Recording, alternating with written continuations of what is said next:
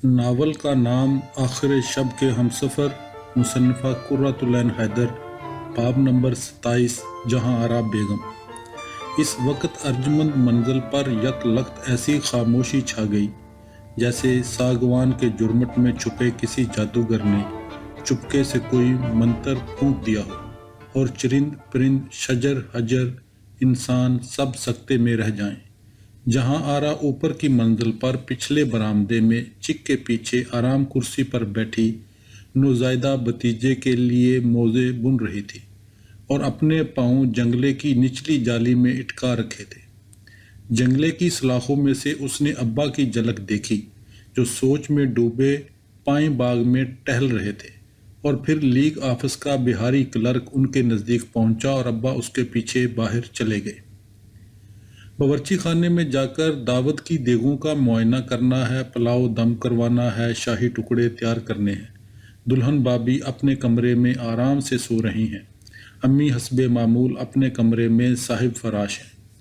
जाने उनको इख्तलाज के दौरे इतने क्यों पड़ते हैं। अब्बा तो उनका इतना ख्याल रखते हैं, अम्मी को हर तरह से खुश रखना चाहते। उनके पास क्या नहीं, सुहाग, औलाद, दौलत व सरवत, बहू ब्याह लाई, पोता खिला रही हैं। क्या वो अब तक नहीं भूल सकीं कि अब्बा उनके बजाय मलिहा फूफी से शादी करना चाहते थे, मगर वो तो इतनी पुरानी बात हो गई। बेचारे अब्बा, ये बात किसी को मालूम नहीं, सिर्फ मैंने महसूस की है, और अम्मी को तो यकीनन मालूम है कि अब्बा मलिहा फूफी को कभी ना बुला सके। वो मर गई तब भी नहीं, मर के शायद वो अब्बा के दिल में ज़्यादा महफूज हैं, जहाँ फूफा जान का कोई दखल नहीं। या अल्लाह, कैसी दुनिया बनाई तूने। इंसान जिंदगियों के साथ ऐसे भयानक मजाक। अंजाम और अख्तर आरा सगन बगीचे से अब तक नहीं लौटी। हर वक्त अपनी दिलचस्पियां सिर्फ मैं ही इसलिए हूँ कि हाउस कीपर बनी रहूँ। दुल्हन बाई को नखरे दिखाती रहती हैं। शादी को 1 साल हो गया, मगर क्या मज्जाल जो हिलकर पानी भी पी लें। अब तो भाई नए वली अहद की माँ है, बस मैं सबकी देखभाल के लिए वक़्फ़। अम्मी ने कल क्या मुंह भर के शमसा खाला के सामने कह दिया कि अपना घर तो नसीबे में नहीं, इसी घर की जिम्मेदारी अच्छी तरह संभाल लो। अच्छा अल्लाह, ठीक है, एक मौज़ा मुकम्मल हो गया। अल्लाह रखे मेरा मुनव्वर कितना प्यारा है, माशाअल्लाह, खुदा बुरी नज़र से बचाए। मैंने तो गुलाबी ऊन भी इतनी ख़रीद ली थी, उसकी भी चीज़ें बुन डालूंगी। लड़के क्या गुलाबी रंग नहीं पहन सकते। बीबी बीबी, जहां आरा ने चौंक कर सर उठाया। सामने खड़ी माला हाँप रही थी, भागती हुई ऊपर आई थी। बीबी, वो आए हैं। दिल फिर दक से रह गया। कौन? रोनू मियाँ। रोनू, क्या कह रही हो? अल्लाह कसम, मैंने अपनी आंखों से देखा, बाहर बैठे हैं। बाहर तो रोजी और दीपाली के बाबा आए थे, वो तो कभी के चले गए। अभी बशीर चाय की ट्रेल लेकर बाहर गया था, उसने आकर बताया तो मैं भागी भागी गई। बाग वाली खिड़की में से झांका। सरकार और रोनू मियाँ दोनों दफ्तर में बैठे हैं, दरवाजे बंद किए। दोनों जिनों में मिस्कूट हो रही है, हाथ पांव ठंडे पड़ गए। झूठ मत बोल माला की बच्ची, अल्लाह रसूल की कसम, चल के देख लीजिए। दोनों में बड़ी संजीदगी से बातें हो रही हैं। हाँ हाँ बीबी, क्या दुआएं कामयाब हो गई? दुआएं, नमाजें, वजीफे, अल्लाह अल्लाह। वो ऊन और सलाइयाँ मेज़ पर डालकर जल्दी से उठी। ठहर माला, भाईजान कहाँ हैं? नैयर मियाँ मोटर लेकर बाहर गए हैं, चलिए। वो माला के साथ जीना उतरकर खाने के कमरे में पहुंची, जो कुतुब खाने से मुल्हिक था। दरमियानी दरवाज़ा अंदर से बंद था, अमूमन बंद रहता था। उसका दिल जोर जोर से धड़क रहा था। उसने घुटनों के बल बैठकर एक दर्ज पर आंख जमा दी। वो आयन सामने बैठा था, बड़ी मेज़ के उस तरफ। बिल्कुल नहीं बदला था, वही शक्ल, वही आंखें, वही बाल, वही बात करने का अंदाज। मुकाबल में अब्बा बैठे थे, चेहरा चट्टान की तरह सख्त, दरमियान में कागजात और चाय की कश्ती, खाली प्यालियाँ। हाय अल्लाह, मुझे मालूम होता तो कश्ती सजाकर भेजती। उसने दर्द से कान लगा दी। वो कह रहा था, जी हाँ, मैं कामरेड जोशी को मुफस्सल बता दूंगा। अब्बा ने ऐनक माथे पर चढ़ाई और कुछ पढ़ने लगे। फिर उन्होंने कहना शुरू किया, जिन्ना साहब के नुकात। उस पर बिजली सी गिरी। वो उसके मुतल्लिक नहीं, इस नामराद सियासत के मुतल्लिक मस्कूट कर रहे थे। बोलते बोलते अब्बा ने सर उठाकर सामने बंद दरवाजे पर नजर डाली। وہ हड़बड़ा कर उठ खड़ी हुई। माला नज़दीक ही गैलरी के सदर दरवाजे पर चौकस खड़ी थी। उसने वहां से इशारा किया, बैठी रहिए, बैठी रहिए। वो फिर कबाड़ से लग गई। अब्बा कागज समेट रहे थे। वो खड़ा हो चुका था। अंदर जाकर अपनी ममानी को देखा, बहुत अलील हैं। अब्बा ज़रा रुखाई से कह रहे थे, मुझे मालूम है, मुझे मालूम है। अब्बा की ये सर्द महरी मसनूई है, अब्बा की खुददारी की वजह से। अब्बा उन्हें कितना चाहते हैं, बहुत अच्छा। अल्लाह अब भी उनका दिल नरम कर दे, अब्बा का दिल भी नरम कर दे। अल्लाह अब्बा उनसे मेरे लिए बात कर ले, मौला मौइज़ा दिखा दे। नैयर मियाँ कहाँ है? रेहान पूछ रहा था। मालूम नहीं, कहीं बाहर गए हैं, नवाब ने जवाब दिया। अब्बा उन्हें रात की दावत के लिए ही रोक लीजिए, एक अजनबी मुसाफिर की तरह वापस ना जाने दीजिए। अब्बा प्लीज़। ममानी जान अपने कमरे में होंगी? हाँ हाँ, मैं वहीं होंगी। अच्छा मामू जान, खुदा हाफिज। उसने मुसाफा के लिए दोनों हाथ बढ़ाए और बड़े अदब से झुककर अब्बा का हाथ अपने हाथों में लिया। मैं दिल्ली पहुंचते ही नवाबजादा लियाकत अली खान को कांटेक्ट करूंगा। ठीक है। आदाब अर्ज मामू जान, जीते रहो। वो फाइल उठाकर दरवाजे की तरफ बढ़ा। गैलरी में से माला ने इशारा किया, जहां आरा सूरत से डाइनिंग रूम के पिछले दरवाजे से बाग में उतर गई। अगर कहीं मुठभीड़ हो जाती, गैलरी में से जाना चाहिए था, ज़रूर मुठभीड़ होती और पीछे से अब्बा आ जाते तो क्या होता। अब्बा का हुक्म है कि अगर कभी भी रोनो अर्जमंद मंजिल आए तो जहां आरा का उससे सख्त पर्दा कराया जाए। वो तीर की तरह पिछवाड़े पहुंची और हामती कामती सुनसान तालाब के किनारे शिकस्ता राज संघासन पर दम से जाकर बैठ गई। चंद मिनट बाद माला दबे पांव दरख्त के पीछे से नमूदार हुई। मैंने अंदर जाकर झांका था। रोनू मियाँ बेगम साहब के कमरे में गए थे, मगर वो सो रही थी बेसुध। वो बाहर निकल आए। अब जाने किधर से यकलख्त वो चुप हो गई। वो पिछले बरामदे से उतरकर बाहर जाने के इरादे से तालाब की तरफ चला आ रहा था, जिसका चक्कर काटकर बाग की सड़क के सामने के फाटक की तरफ जाती थी। फिर वो ऐन उसके मुकाबल आन खड़ा हुआ, रंगीन तख्त के पास, बिल्कुल इसी तरह जैसे उस रोज़ ख्वाब में आया था, ख्वाब में देखा था। बारिश शुरू हो गई। वो जल्दी से सिमल के नीचे आ गया और तब उसने जहां आरा को देखा। ओ हेलो, हेलो जहां आरा, उसने बड़े इत्मीनान से कहा। आदाब रोनो भाई। कोई बुंचाल नहीं आया, ज़मीन नहीं हिली, क़यामत नहीं आई। वो उसके सामने मौजूद है। इस रात 4 साल कबल वो इसी जगह से उसे खुदा हाफिज कहकर उसे रोता बिलकता छोड़कर गया था। अब सामने मौजूद है और इससे बात कर रहा है। माला चुपके से खिसक कर दरख्त की ओट में हो गई। आपका बाय रोनू भाई, मजबूत पुरस्कून आवाज़। अभी थोड़े दिन हुए। आजकल कहाँ रहते हैं? बम्बई। तुम अब किस क्लास में हो? मैंने कॉलेज छोड़ दिया, काफ़ी दिन हुए। फूफा जान कैसे हैं? आप शोनापुर गए थे? हाँ ठीक हैं। और राबिया? वो भी खैरियत से है। अच्छा जहाँ आ रहा, अब हम चलें, बारिश तेज़ हो गई तो मुश्किल हो जाएगी। अच्छा खुदा हाफिज, उसने कहा और लंबे लंबे डग बरता फाटक की तरफ रवाना हो गया। वो आया इतने बरसों, इतनी रात दिन की दुआओं के बाद और 2 मिनट में चला गया, मगर दुनिया वैसी ही मौजूद थी। दरख्त, परिंदे, आसमान, ज़मीन, बादल। माला पेड़ के पीछे से निकली। वो होंकों की तरह माला की शक्ल तकने लगी। बीबी अंदर चली है। और तब जहां आरा ने तख्त पर जोर का मुक्का मारा और दोहरी हो गई। क्यों आए थे माला, क्यों आए थे? जब मैं इधर बैठी थी तो क्यों आए थे? सीधे क्यों नहीं चले गए? तुझे मालूम है माला क्यों आए थे? क्या कह रहे थे? उठो बीबी उठो। क्यों आए थे? बीबी पागल मत बनो, कोई देखेगा तो क्या कहेगा। तोबा तोबा। उसने जल्दी से आंचल से अपना चेहरा पूंछा। शायद मुझे हिस्ट्रिया हो जाएगा, उसने लर्ज कर सोचा। अम्मी की तरह इख्तलाज कल्ब की मरीज़ा कहलाऊंगी।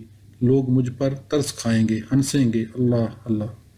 माला ने उसका हाथ थाम कर राज सिंहासन के नीचे से बहते एक मुन्ने से बरसाती नाले को फलांगने में मदद की और फिर बारिश की तेज बौछार में वो दोनों सर पर आंचल डालकर झुकी झुकी तेजी से कोठी की तरफ भागी। बाब नंबर 28। रंगीला नायर मांझी। सितंबर सन 42 की अबरलूद शाम की नीम तारीकी में 2 आवाज़ें चंदर कुंज के फाटक के तिरछे नीम शिकस्ता सतून के करीब। अच्छा भाई, ये लो तीनों किताबें, बहुत संभाल कर रखना। इस पर हमने सरोजनी दीदी से दस्तखत लिए हैं। देखो उन्होंने तुम्हारे लिए क्या लिखा है। कहाँ कहाँ? माचिस जलाने की आवाज़। ये देखो। ओ माँ, उन्होंने अपने हाथ से मेरा नाम लिखा है। How incredible. आपको कहाँ मिली? یہ سب تفصیلات نہ پوچھا کرو، نہیں بتائیے دہلی میں۔ اور آپ نے ان سے میرے متعلق کیا بتایا؟ کچھ نہیں، صرف یہی کہا تھا کہ ایک باولی سی لڑکی ہے، اس کے لیے اپنی طرف سے اس مجموعے پر کچھ لکھ دیجئے۔ او ماں، اور یہ لو، او نوکشی کانتار باٹ، اور یہ رونگیلا نائر مانجھی۔ او ماں، مولوی حشیم الدین سے بھی دستخط کروائے بھائی دونوں کتابوں پر، اور یہ لو مولوی منصور الدین کی نئی جلد۔ ہیرا مونی، دوسری جلد آ گئی؟ ہاں ماں، مصنف کے دستخط۔ اب تم بھی کیا یاد کرو گی کس سپر انٹلیکچوئل چاہنے والے سے واسطہ پڑا ہے۔ یاسمین ایک دن کہہ رہی تھی ایک روز وہ اپنا ٹروپ بنائے گی اور نوکشی کانتاراٹ کا بیلے تخلیق کرے گی۔ وہ بھی تمہاری چیلی ہے؟ یاسمین، نہیں، دراصل وہ روزی بیچاری کی چیلی تھی، پھر میری چیلی بھی بن گئی۔ بس تو پھر اب اللہ اس پر رحم کرے۔ روزی کا حشر دیکھو، تمہاری چیلی بن کر کیا ہوا؟ اچھا بھیا، اب ہم بھاگتے ہیں، تمہارے بابا آ ہی نہیں چکتے۔ وہ شاید مترا بابو کی طرف چلے گئے، اب پھر کب آئیں گے؟ جب بھی تم بلاؤ گی فوراً۔ اچھا، اب چلتے چلتے یہ بتا دو کہ کیوں خفا تھی؟ اوفو، ون ٹریک مائنڈ۔ ہرگز نہیں بتلاؤں گی وجہ۔ نہیں، میں اوما سے کہے جا رہا ہوں کہ معلوم کر کے رکھے، ان کو بتا دو گی؟ ہرگز نہیں۔ دہلی میں ڈاکہ صاف سنائی دیتا ہے، ہمیں بالکل صاف سنائی دے گا۔ 29 تاریخ شام کے 6:30 بجے، پھر 7:30 بجے۔ 7:30 کیا گا رہی ہو؟ ہندوستانی پروگرام میں مائری میں تو والا بھجن سناؤ تو سناؤ۔ یہاں سڑک پر؟ یہ سڑک ہے سنسان جنگل بیابان، ہو کا عالم، آہستہ سے گنگنا دو۔ خاموشی۔ مائری میں تو لیور مو مول۔ ہاں ہاں، اور آگے؟ کوئی کہے چھانے، کوئی کہے چوڑے، لیو ہے بھنجنتا ڈھول۔ خاموشی۔ پھر رک گئیں۔ ارے گاؤ بھائی۔ کوئی کہے کارو، کوئی کہے گورو، لیو ہے انکھیاں کھول۔ شاباش، بالکل ٹھیک کہتی ہو۔ جائیے، ہم نہیں گاتے۔ Carry on idiot.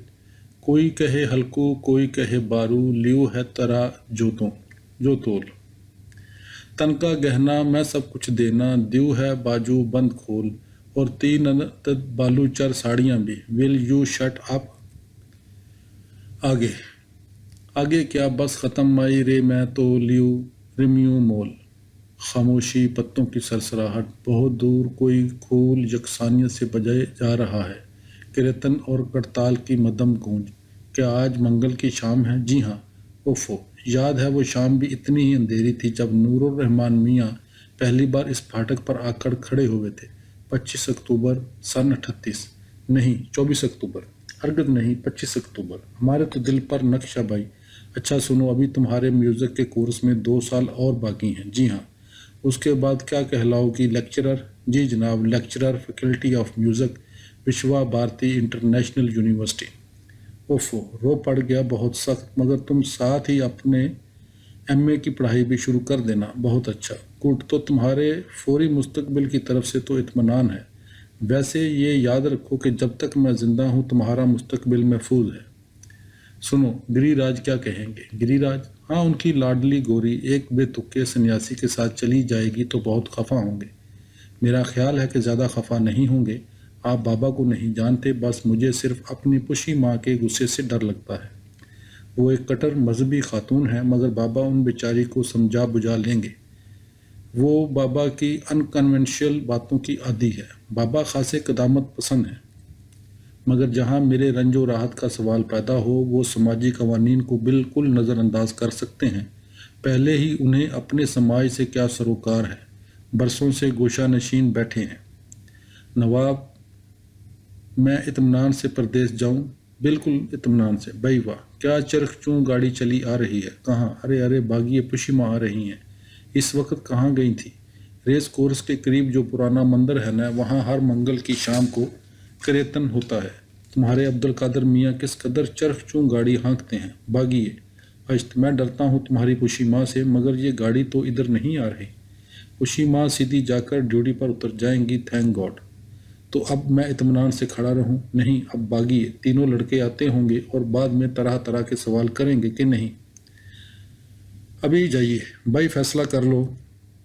کیا آپ کو فیصلے کرنے میں مشکل نہیں لگتے؟ قطعی نہیں، مجھے بھی نہیں، میں کسی سے ڈرتی ہوں؟ اب کی بار میں تم کو شوناپور لے جاؤں گا۔ تبسم: کیا خیال ہے سادھو، میں تمہارے گھر ہرگز نہ آؤں گی۔ ہاں ہاں گوری، میں نے تمہارے لیے تالاب کھودا ہے، سبزی باڑی بنائی ہے، میں تمہارے لیے سندور کی ڈبیا اور تپیشوری ساری لاؤں گا، ڈاکے سے سینگ کی چوڑیاں۔ میں راجا کا ملازم ہوں، تمہارے بالوں سے کھینچتا ہوا لے جاتا، مگر کیا کروں، عورت کی عزت کرتا ہوں۔ بشاش ہنسی: اچھا سنو، روزی کے متعلق کوئی اطلاع ملے تو مجھے ضرور لکھنا۔ بہت اچھا، اب واقعہ چلوں ورنہ ٹرین چھوٹ جائے گی۔ دیکھو، میں اوما سے کہے جا رہا ہوں کہ وہ میری غیر موجودگی میں تمہاری دیکھ بھال رکھیں، اور تمہارے بابا سے بھی ذرا میری خوب تعریف واریف کر دیں راستہ ہموار کرنے کے لیے۔ اور یہ یاد رکھو اوما فرشتہ خصلت بے مثال لڑکی ہے، اس سے بڑھ کر پرخلوص دوست تمہیں اور کوئی نہ ملے گا۔ یہ بات میں تمہیں پہلے بھی کہہ چکا ہوں۔ اچھا اب چلیے، بہت لمبا سفر ہے، کولکتہ، دلی، بمبئی۔ اپنا خیال رکھیے گا۔ خاموشی، کیلے کی ڈالیوں کی سرسراہٹ، دور ایک کتا روئے جا رہا تھا، اور سوئی گھر میں روشنی جل گئی۔ مسکراؤ، لو ہم روشنی میں تمہارا چہرہ دیکھیں۔ یہ جلانے کی آوازیں، اے لو وہ لب پہ آئی ہنسی، اے لو وہ مسکراتے ہیں، کیا مطلب؟ سوں سوں۔ ہم نے اردو کا ایک حسب موقع مصرع پڑھا تھا۔ بیوقوف، آپ نے اتنی فرفر اردو کہاں سے سیکھ لی؟ علی گڑھ میں۔ بیوقوف، مجھے بھی سکھلا دیجئے۔ سوں سوں، ضرور سکھلا دیں گے۔ دور گھنٹے کی آواز، ارے 8 بج گئے، اب چلوں، بائے بائے۔ آواز بازگشت، آواز بازگشت، آواز بازگشت۔ باب نمبر 29: شریمتی رادھیکا سانیال۔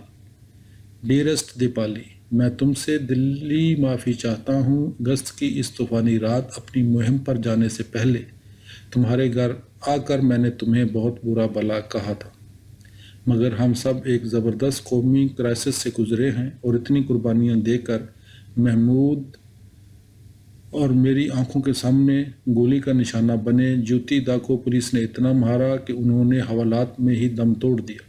جب ہمارے ساتھیوں نے پولیس چوکی پر حملہ کیا، میں بالکل نہتی تھی اور صرف جلوس کی قیادت کر رہی تھی۔ اسی وجہ سے میرے اوپر کوئی فرد جرم فوجداری کی عائد نہیں کی جا سکی۔ جب ہمارے ساتھیوں نے تھانے پر ہتھ گولے پھینکے، پولیس نے فوراً گولی چلا دی، ہجوم پر اشک آور گیس چھوڑی اور ہری لاٹھی چارج کیا۔ جب مجھے ہوش آیا تو میری بائیں ٹانگ میں سخت تکلیف تھی اور میں ہتھکڑی پہنے زنانہ حوالات کے فرش پر پڑی تھی، اور باہر شام ہو چکی تھی، بالکل سناٹا۔ کچھ دیر بعد کچھ سپاہی اندر آئے، مجھے پولیس کی لاری میں بٹھا کر جیل لے گئے اور زنانہ وارڈ میں ڈال دیے، جہاں مچھر ہی مچھر تھے۔ ایک لالٹین میرے پاس رکھ دی گئی، باہر کھٹ سے تالا۔ جب میں زور زور سے کراہنے لگی تو ایک بڑھیا وارڈ اندر آئی اور بڑبڑاتی ہوئی پھر باہر نکل گئی۔ چند منٹ بعد جیلر آیا، اس نے گندا سا اسٹریچر منگوایا، مجھے پھر پولیس کی لاری میں لادا گیا۔ 2 مسلح سپاہی میرے ساتھ بیٹھے۔ لاری ہچکولے کھاتی اندھیرے شہر میں سے گزرتی سول ہسپتال پہنچی۔ مجھے اتار کر زنانہ جنرل وارڈ کے ایک میلے سے لوہے کے پلنگ پر ڈال دیا گیا۔ اس طرح ہتھ کڑیوں سمیت وارڈ میں مجھے دیکھ کر ہنگامہ سا ہو گیا۔ ایک بوڑھی عورت زور زور سے بین کرنے لگی، اس کا لڑکا بھی چند روز قبل اندولن میں شہید ہو گیا تھا۔ خیر ڈاکٹر آیا، میری مرہم پٹی ہوئی، کھانا کھلایا گیا، سپاہی دروازے پر پہرے پر بیٹھ گئے۔ 3 دن تک جنرل وارڈ میں رہی مریض عورتیں ہمدردی سے ہر وقت میرے پاس گری رہتی، چنانچہ حکام نے میرا پلنگ ایک خالی کمرے میں منتقل کر دیا۔ خوش قسمتی سے میری ٹانگ کی ہڈی پر ضرب نہیں آئی تھی، سر میں البتہ زیادہ چوٹ لگی تھی۔ اسپتال کے ڈاکٹر بڑی توجہ سے میرا علاج کرتے رہے۔ رات کو جنرل وارڈ کی عورتیں سپاہیوں کی نظر بچا کر مجھے پھل اور مٹھائیاں دے جاتی اور ہر طرح میری خدمت کو تیار رہتی، اور میں سوچتی میں اس لائق نہیں ہوں کہ میری بے بس قوم کو افراد میرا اتنا خیال کر رہے ہیں۔ اسی طرح ایک ہفتہ گزر گیا۔ تب ایک روز صبح کمرے میں ایک میم صاحب داخل ہوئیں۔ سرہانے آ کر میرے اوپر جھکیں اور آہستہ سے کہا، روزی۔ ادھیڑ عمر کی خاتون، چھوٹا سا جوڑا باندھے، بھورے بال، بھورے رنگ کا فراک، پاؤں میں بدے بوٹ، یہ مس ایلس بارلو تھی، اور ان کو دیکھتے ہی باہر بیٹھے سپاہیوں نے انہیں فوراً اندر آنے دیا۔ مس بارلو چارلس بارلو کی بڑی بہن ہے۔ مشنری انہوں نے نرمی سے بتایا کہ میرے پاپا پریشان حال مسٹر بارلو کے پاس پہنچے تھے اور مسٹر بارلو نے فوراً پمبا کے انگریز بڑے پادری کو ٹرنک کال کیا تھا جن کے ہاں مس بارلو گارویل سے آئی ہوئی تھی۔ میں چپ چاپ لیٹی اس عجیب و غریب سچویشن کی تفصیل سنائی کی۔ مس بارلو نے اسٹول پر بیٹھ کر مجھے سمجھانا بجانا شروع کیا، جیزس کے رحم و کرم کی تبلیغ کی اور کہا کہ وہ اپنی گمشدہ بیڑوں کی واپسی کا منتظر ہے اور یہ کہ اگر میں معافی نامے پر دستخط کر دوں تو مجھے فوراً رہا کر دیا جائے گا اور پمبا کے ڈسٹرکٹ مجسٹریٹ سرکاری حفاظت میں ڈاکہ پہنچوا دیں گے۔ پمبا کے ڈی ایم مسٹر پروفل سین گپتا ہیں۔ میں نے صاف انکار کر دیا۔ مس بارلو اٹھ کر چلی گئی۔ دوسرے روز صبح پھر آئیں، کیک، پھل، بسکٹ،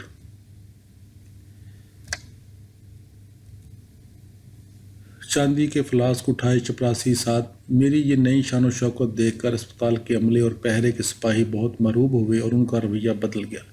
مس بارلو نے پھر مجھے اس نرمی سے لیکچر پلانا شروع کیا گویا میں کوئی کم عقل ناگا قبائلی ہوں۔ میں نے ان سے کہا کہ وہ اپنا وقت ضائع کر رہی ہیں۔ وہ مایوس ہو کر چلی گئی۔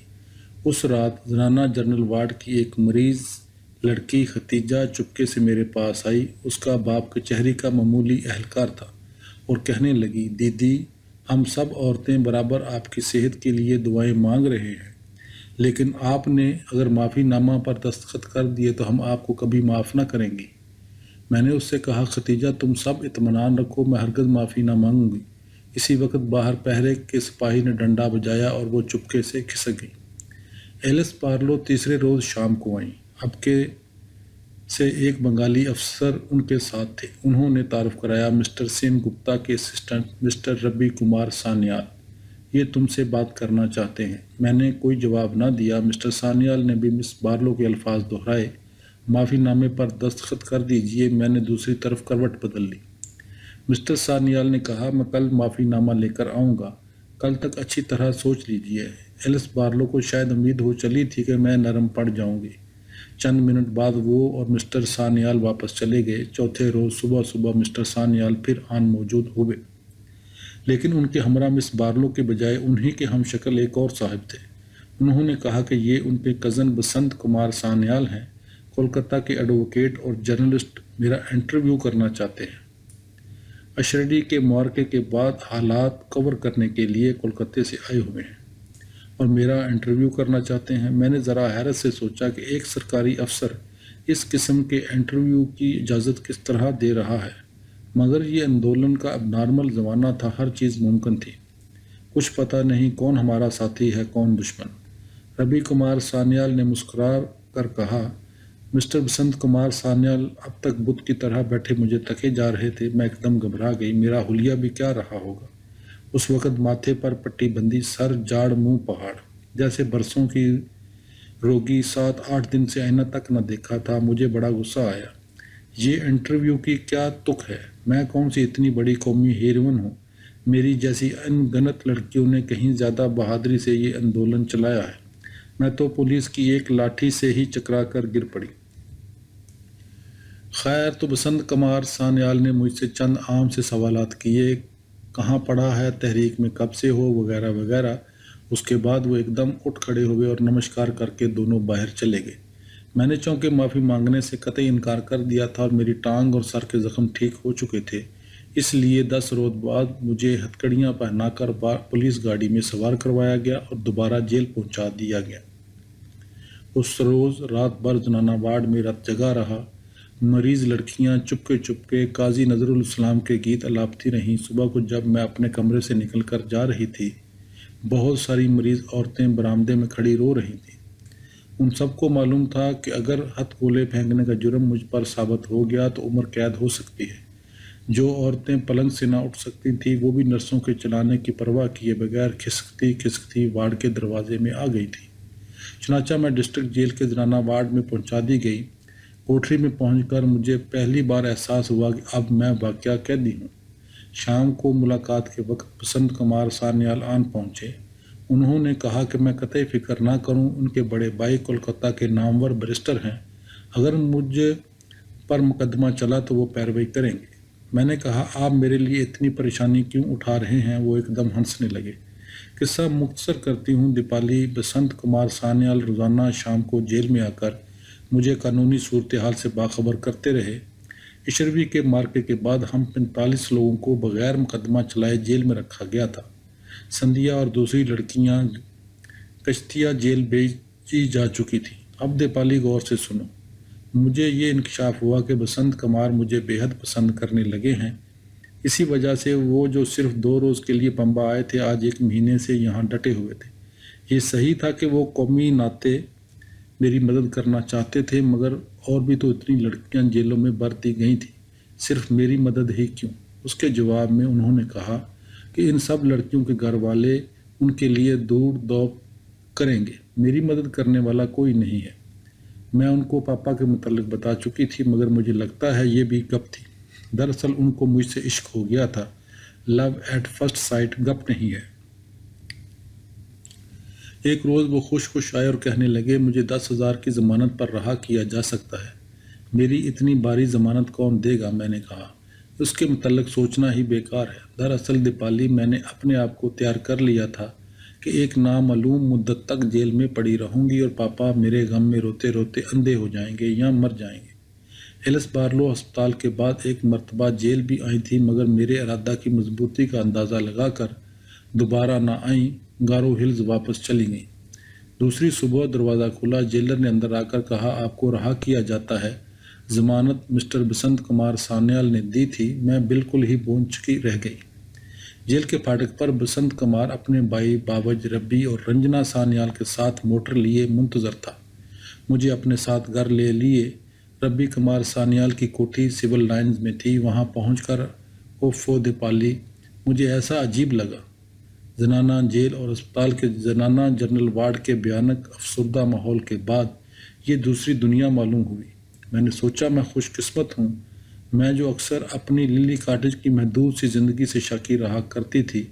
میں نے دیکھا کہ اسی دنیا میں بیشتر انسان کتنی تکلیفوں میں زندہ رہتے ہیں، کیسی کیسی ذلتیں اور اذیتیں اٹھاتے ہیں۔ مجھے وہ سب زنانہ جنرل وارڈ کی غریب میلی کچیلی لیکن باہمت عورتیں یاد آئیں، اور مجھے پتہ چلا کہ ہماری جنتا، ہماری عورتیں واقعہ کتنی بہادر ہیں، کیسی بہادری سے زندہ رہتی ہیں اور کیسی بہادری سے مرتی ہیں۔ اتنے دنوں بعد اچھے سے غسل خانے میں اچھی طرح نہائی، صاف ساڑی پہنی، میز پر بیٹھ کر کھانا کھایا، اور برابر یہ احساس رہا کروڑوں انسانوں کی زندگی کی یہ بنیادی آسائشیں ہی میسر نہیں، اور یہ احساس مجھے سچ مچ پہلی بار ہوا۔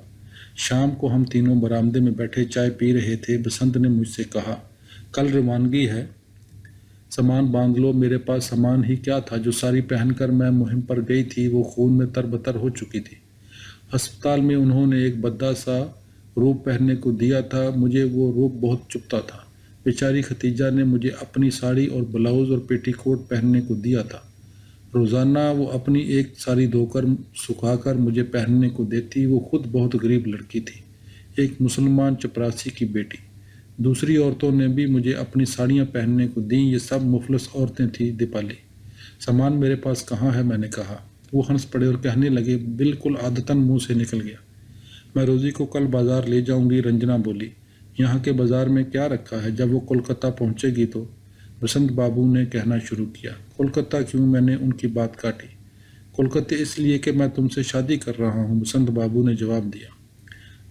اسے وومنز میگزین، رومانس، طوفانی محبت، سنڈریلا سٹوری وغیرہ وغیرہ کیا کہتے ہیں؟ اپنا تجربہ تو بہرحال یہ بتاتا ہے کہ اس طرح کے واقعات زندگی میں یقیناً ظہور پذیر ہوتے ہیں۔ میں نے پاپا کا غیظ و غضب، یہ انوکھی پرخطر صورت، ہر چیز نظر انداز کر دی۔ سول میرج کے لیے عدالت جانا پڑتا اور نئے قضیے کھڑے ہو جاتے۔ چنانچہ دوسرے روز رات کو چپکے سے پنڈت کو بلایا گیا، ٹپکل موٹا تازہ برہمن۔ ڈرائنگ روم میں پھیرے پڑے، باقاعدہ میرا نام رادھیکا رکھا گیا۔ بسنت نے مجھے بتایا کہ بنگالی دشنو مت میں ہر مرد کرشن اور ہر عورت رادھا کا تصور ہے۔ Lovely idea. مذہب وذہب سب میرے لیے بے معنی بات ہے۔ چرچ کا پادری چند الفاظ دہرا دیتا، پنڈت نے بھی اسی طرح کچھ ممبو جمبو کہہ دیا۔ اصل چیز محبت ہے۔ 3 روز بعد ہم لوگ کولکتہ آ گئے۔ بسنت کی کوٹھی بالی گنج میں ہے، بے حد اعلیٰ خاندان۔ ان کے بابا کولکتہ کے مشہور سرجن ہیں، بڑے بھائی بیرسٹر، بسنت کی بھابھی بھی ڈاکٹر ہیں۔ میری نند برو بورن کالج میں کیمسٹری کی لیکچر ہیں۔ بڑے روشن خیال اور کلچرڈ خاندان ہے۔ میرے سسر اور جیٹ نے جو بڑے جوشیلے قوم پرست ہیں فخر سے میرا سواگت کیا، لیکن ساس اور کنبے کی دوسری بڑی بوڑھیاں اس شادی سے خوش نہیں ہیں، کیونکہ بہرحال میں عیسائی ہوں اور ایک گمنام غریب پادری کی لڑکی، مگر یہ لوگ اتنے شائستہ ہیں کہ اپنے کسی رویے سے اپنی ناخوشی کا اظہار نہیں کرتی، اور انہیں یہ بھی معلوم ہے کہ بسنت کمار مجھے کتنا چاہتے ہیں۔ یہ ایک بے حد سوفسٹیکیٹڈ خاندان ہے۔ عما رائے کے خاندان جیسا مجھے یقین ہے بہت جلد میری ساس اور دوسری بوڑھی خواتین میرے برتاؤ سے خوش ہو جائیں گی۔ ہماری کوٹھی سرپری توش رائے کی بیٹے کی کوٹھی کے پڑوس ہی میں ہے۔ میرے جیٹ اور بسنت کی مسٹر رائے سے بہت دوستی ہے، چنانچہ دیپالی اب میں جہاں آرا اور عما رائے والے اس اونچے طبقے میں شامل ہو چکی ہوں جس پر مجھے اپنے احساس کمتری کی وجہ سے اتنا رشک آیا کرتا تھا۔ یہ سب باتیں میں اس سچائی سے تم کو لکھ رہی ہوں، کسی اور کو نہیں لکھ سکتی۔ سانیال بہت دولت مند خاندان ہے اور دیپالی میری ساری عمر اسرت میں کٹی۔ اب میں خوش ہوں کہ آسائش اور آرام کی زندگی گزاروں گی۔ روپیے کی قدر اسی کو ہوتی ہے جس نے ہمیشہ تنگی اور ترشی سے بسر کی ہو۔ ہماری للی کاٹج کی زندگی تمہیں یاد ہے۔ پاپا اکثر اسرار الربانی کی بات کیا کرتے تھے، اور ذرا سوچو تو مجھے بسنت کس ذریعے سے ملے، اپنے پرانے دشمن چارلس بارلو کے ذریعے۔ اگر چارلس بارلو اپنی بہن کو ٹرنک کال نہ کرتا وہ مجھ سے ملنے نہ آتی۔ وہ اپنے ساتھ ربی بابو کو لے کر آئیں اور ربی بابو کے ساتھ بسنت کمار آئے۔ پاپا ظاہر ہے کہ ہندو سے شادی کرنے کی وجہ سے مجھے قطعی معاف نہ کریں گے۔ میں نے بھی ایک کے بعد ایک ان کو کتنے عظیم صدمے پہنچائے ہیں۔ کولکتے پہنچتے ہی میں نے اور بسنت نے اکٹھے پاپا کو خط لکھا اور ان سے ان کی بلیسنگز کی درخواست کی۔ آج صبح ان کا چند سطروں میں جواب آیا۔ لکھا ہے کہ وہ خداوند خدا کے شکر گزار ہیں کہ میں زندہ بچ گئی اور خیریت سے ہوں، مگر میں نے یسوع کا دامن چھوڑ کر ایک بت پرست کافر سے شادی کر لی، اس وجہ سے وہ عمر بھر میری شکل نہ دیکھیں گے، اور للی کاٹج کے دروازے میرے اوپر ہمیشہ کے لیے بند ہیں، اور یہ کہ وہ میری روحانی نجات اور بخشش کے لیے برابر دعا کرتے رہیں گے۔ اب ختم کرتی ہوں دیپالی، بہت لمبا خط ہو گیا۔ ڈائننگ روم میں لنچ کا گھنٹہ بج رہا ہے، اب بھاگوں، سسرال کا معاملہ ہے بھائی۔ پی ایس بسنت نے تم کو بہت بہت سلام کیا ہے اور تم سے ملنے کے سخت مشتاق ہیں۔ اب تم جلدی سے ہمارے پاس کولکتہ آؤ۔ تمہاری رادھیکا روزی سانیال، بالی گنج، کولکتہ، 8 اکتوبر سن 43۔